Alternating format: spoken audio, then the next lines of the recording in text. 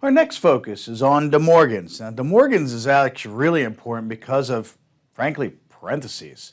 So parentheses is going to matter when we're, well, you know parentheses, I'll just leave it at that.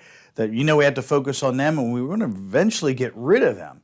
So again, here's a table proving that DeMorgan's is exactly the same for, let's see, which one of these is it going to do? Let's do both of them, okay? So on this first one here, so just proving that it worked out. But I want you to also understand we're really looking at getting rid of parentheses when it comes to DeMorgan's because what it does is just that.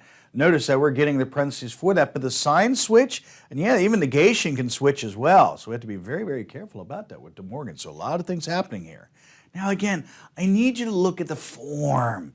What I mean by the form is we have some type of negative, and then we got some some stuff inside that has an and or an or, I did say that right the first time. And then we have some repercussions, but I get rid of parentheses and stuff like that. So focus on the form of what we have here. Now I say that because down here, I have an item that has a negative in front, but it has another negative in the middle, and then we've got an or there, and then our Q. So it's not like a perfect match. Well, to be honest with you, it fits the form.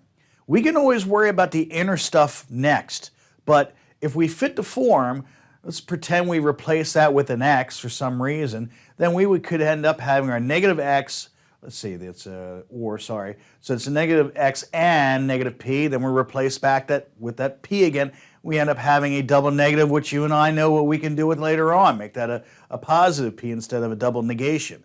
So notice, try to fit it with the form. You can ignore some of the little stuff in between except for the signs and the connectives, in order to fit DeMorgan's, in order to get some work done. So that's how that's going to be used.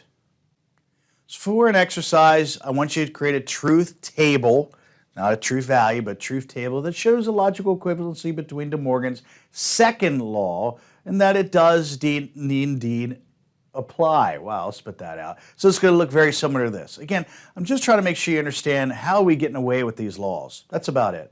And then you're going to pick any of the other logical equivalencies except for DeMorgan and try them out and just see. Because again, this is mostly going to be a test question too, so that's why I'm pushing this here. On why does this work? I don't want you just to assume it. Just do a quick exercise on it. Oh yeah, it works out, and then go from there. You know it's supposed to work out. But why is why I want you to do this exercise.